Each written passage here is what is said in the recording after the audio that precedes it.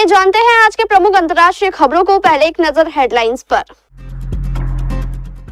आप सेना का मनोबल गिराना चाहते हैं, पहलगाम हमले की न्यायिक जांच की मांग वाली याचिका पर एससी की फटकार।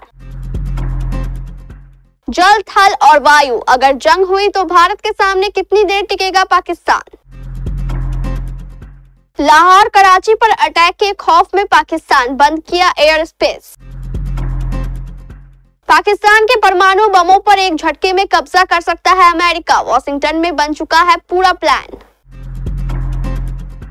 इजराइल के जंगलों में सदी की सबसे भीषण आग, गाड़ियां छोड़कर भागे लोग। अंजाम भुगतने को तैयार रहे ईरान, अमेरिका ने दी खुली धमकी। 64 साल का शैतान, 2 मासूम बच्चियों को तहखाने में कैद कर सालों तक गैंगरेप। सीईओ का इस्तीफा, 1959 करोड़ का नुकसान। पीएम मोदी से बोले कार्तिक आर्यन, पहली बार आपके सामने बोल रहा हूं। और मुंबई इंडियंस से राजस्थान रॉयल्स का मुकाबला कौन जीतेगी।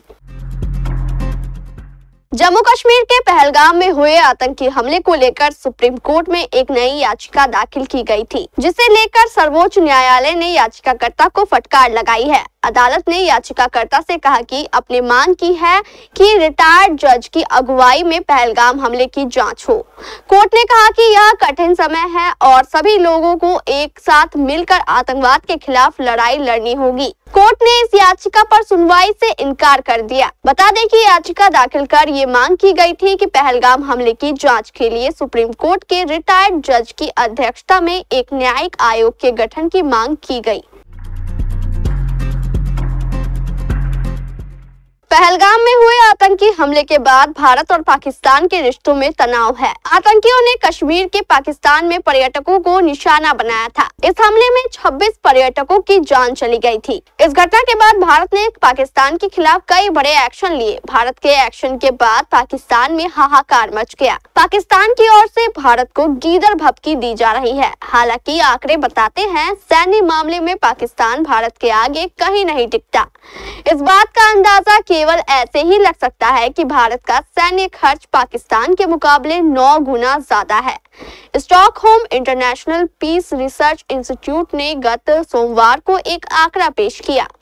इससे पता लगता है कि सैन्य ताकत में पाकिस्तान भारत से कोसों दूर है। भारत का मुकाबला करने के लिए पाकिस्तान को अभी अपने ऊपर काफी ध्यान देना होगा। पाकिस्तान इन दिनों खौफ में है क्योंकि उसे भी पता है कि भारत अटैक करके ही मानेगा, लेकिन कहां इसका अंदाजा उसे भी नहीं है। इसीलिए अब शहबाज सरकार पाकिस्तान के शहरों की हवाबंदी कर रही है। पाकिस्तान का दिल कहे जाने वाले लाहौर और कराची का एयर स्पेस 1 महीने के लिए बंद कर दिया गया है ताकि कोई फाइटर जेट इस शहर के ऊपर से गुजरे तो मार गिराया जाए।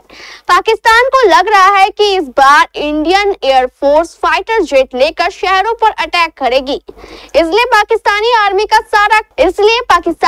का सारा फोकस अपने शहरों को बचाने पर है। अगर भारत लाहौर या कराची पर हमला करता है तो ये बहुत गंभीर स्थिति होगी।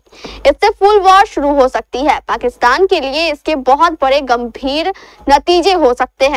कराची पर हमला पाकिस्तान को समुद्री रूप से अलग थलग कर सकता है, लेकिन यहाँ हमला हुआ तो हजारों जानें जाएंगी और लाखों शरणार्थी मरेंगे। पहलगाम आतंकवादी हमले के बाद भारत और पाकिस्तान के बीच तनाव ने परमाणु युद्ध की आशंका को जगा दिया है। भारत और पाकिस्तान दोनों परमाणु शक्ति संपन्न राष्ट्र है। नई दिल्ली की नीति परमाणु हथियार पहले इस्तेमाल न करने की है, जबकि इस्लामाबाद अक्सर अपने परमाणु हथियारों की धमकी भारत को देता रहता है।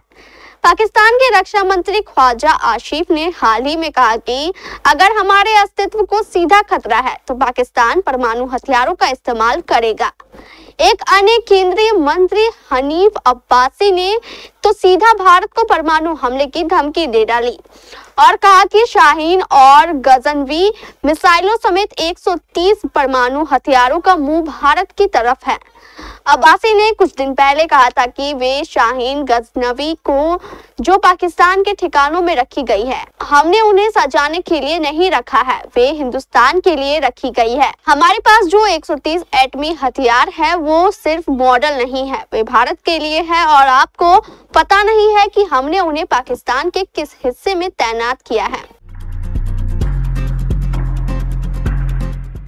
इजराइल की राजधानी यरूशलेम के बाहरी इलाकों में भीषण आग लग गई है, जिससे इजराइल में राष्ट्रीय आपातकाल की स्थिति पैदा हो गई है। आग की वजह से हजारों नागरिकों को अपना घर खाली करना पड़ा है और देश की राजधानी पर धुएं का घना गुब्बार छा गया है। अधिकारियों ने इस आग को देश के इतिहास की सबसे बड़ी आग में से एक बताया, जो बुधवार को लगी थी। यह आग तेज हवाओं की वजह से तेजी से फैल रही है। यरूशलेम के बाहरी इलाकों में आग लगने की घटना को नेशनल इमरजेंसी बताते हुए इजराइल के प्रधानमंत्री बेंजामिन नेतन्याहू ने चेतावनी दी है कि तेजी से बढ़ रही लपटें यरूशलेम तक भी पहुंच सकती है। उन्होंने ज्यादा दमकल गाड़ियों और अग्निरोधक उपकरणों की जरूरत पर जोर देते हुए कहा, फिलहाल प्राथमिकता यरूशलेम की रक्षा है। अमेरिकी रक्षा मंत्री पीट हेग्सेथ ने ईरान को खुली धमकी दी है कि यमन के हूती विद्रोहियों को समर्थन देने की सजा उसे भुगतनी पड़ेगी। यह चेतावनी ठीक उस वक्त आई है जब अमेरिका और ईरान के बीच शनिवार को रोम में परमाणु कार्यक्रम को लेकर अहम वार्ता होने वाली है। हेग्सेथ ने एक्स पर लिखा, ईरान, हम तुम्हारी ओर से हूतियों को दिए जाने वाले घातक समर्थन को देख रहे हैं। तुम्हें अमेरिकी सेना की ताकत पता है, चेतावनी दी जा चुकी है, अंजाम भुगतने के लिए तैयार रहो, इसकी जगह और समय हम चुनेंगे। हेग्सेथ ने बुधवार को साफ कहा कि ईरान हूतियों को हथियार और वित्तीय मदद देकर लाल सागर में जहाजों पर हमले करवा रहा है। हूतियों का कहना है कि वह ये हमले फिलिस्तीनियों के समर्थन में कर रहे हैं। अमेरिका ने मार्च से हूतियों के 1000 से ज्यादा ठिकानों पर हमले किए हैं। हमले के लिए 2 विमान वाहक पोत और 6 B-2 बॉम्बर तैनात किए गए हैं। राष्ट्रपति डोनाल्ड ट्रंप भी पहले ईरान को धमकी देते रहे। राष्ट्रपति ट्रंप ने भी मार्च में कहा था कि हूती हमलों की जिम्मेदारी ईरान की होगी। अमेरिका के विस्कॉन्सिन राज्य से एक दिल दहला देने वाली घटना सामने आई है। मिल्वॉकी शहर में रहने वाले 64 वर्षीय डेविड बॉयड पर 2 नाबालिग बहनों को सालों तक अपने घर के तहखाने में कैद कर उनका शारीरिक शोषण करने का आरोप लगा है। यह मामला तब सामने आया जब पीड़ित लड़की ने अपने फोस्टर पेरेंट्स को आपबीती सुनाई और उन्होंने पुलिस को इसकी सूचना दी। बड़ी बहन ने बताया कि जब उसे कैद किया गया था तब वह सिर्फ 9 साल की थी। तहखाने में उसे एक खंबे से जंजीर में बांध कर रखा जाता था। खाने को सिर्फ ब्रेड का टुकड़ा दिया जाता था और प्यास बुझाने के लिए वह गंदा पानी पीने को मजबूर थी। उसकी छोटी बहन उस समय महज 5 साल की थी। इंडसइंड बैंक से संकट के बादल छटने का नाम नहीं ले रहा है। इंडसइंड बैंक के सीईओ ने कुछ दिन पहले ही इस्तीफा दे दिया था और अब कंपनी ने बताया कि मार्च तिमाही के दौरान उसे तगड़ा नुकसान होने वाला है। मार्च की आय में गलत अकाउंटिंग प्रोसेस से बैंक को 1959.98 करोड़ रुपए का नुकसान हो सकता है, जिससे बैंक में उथल पुथल मच गई है। इन चीजों के सामने आने के बाद इंडसइंड बैंक पर छाए संकट को लेकर एक बड़ा सवाल खड़ा हुआ है। ये डर है कि पिछले उदाहरण में Yes Bank, RBL Bank, Lakshmi Vilas Bank और ग्लोबल ट्रस्ट बैंक जैसा हाल ना हो जाए। कटपालिया का इस्तीफा बैंक द्वारा डेरिवेटिव में संभावित घाटे का खुलासा करने के लिए 1 महीने से भी ज्यादा समय बाद आया है। मुंबई में वेब समिट 2024 का आगाज हुआ है। इस इवेंट में बॉलीवुड से लेकर साउथ इंडस्ट्री के सभी बड़े सितारे शामिल हुए, जो 4 दिन तक चलने वाले इस इवेंट में फिल्मों पर विस्तार से चर्चा करेंगे। इस खास मौके पर देश के प्रधानमंत्री नरेंद्र मोदी और महाराष्ट्र के मुख्यमंत्री देवेंद्र फडणवीस भी पहुंचे थे, जहां उन्होंने इंडियन सिनेमा पर बात की। एक्टर कार्तिक आर्यन ने इवेंट में आए सभी गेस्ट का वेलकम और धन्यवाद किया, लेकिन इस दौरान एक्टर ने एक ऐसी बात कही जिसे सुनकर वहां मौजूद सभी गेस्ट भी हंस पड़े। कार्तिक ने बताया कि पहली बार प्रधानमंत्री मोदी के सामने बोलते वक्त उनकी दिल की धड़कनें तेज हो रही है। उनका एक वीडियो सोशल मीडिया पर काफी वायरल हो रहा है, जिसमें वो अपनी स्पीच के बीच प्रधानमंत्री मोदी से ये सारी बातें कहते हुए नजर आते हैं। इंडियन प्रीमियर लीग 2025 में पंजाब किंग्स ने चेन्नई सुपर किंग्स को रोमांचक मुकाबले में हरा दिया। इस जीत से पंजाब पॉइंट्स टेबल में दूसरे नंबर पर पहुंच गई, जबकि सीएसके का सफर खत्म हो गया। इस बीच मुंबई इंडियंस और राजस्थान रॉयल्स के बीच मुकाबला है। इससे प्लेऑफ में जगह बनाने वाली 4 टीमों को लेकर कई तरह की संभावनाएं बन गई है।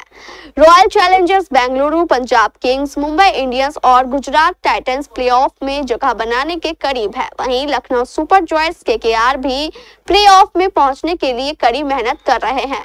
इस बीच राजस्थान रॉयल्स और सनराइजर्स हैदराबाद के लिए रास्ता मुश्किल है। आरसीबी के पास पहले से ही 14 अंक है और रजत पाटीदार की टीम प्लेऑफ में जगह पक्की करने के करीब है, लेकिन उनकी असली लड़ाई टॉप 2 में जगह बनाने की है। इससे उन्हें फाइनल में पहुंचने के 2 मौके मिलेंगे। आरसीबी को टॉप 4 में जगह बनाने के लिए बाकी 4 मैचों में से सिर्फ 2 जीतने हैं।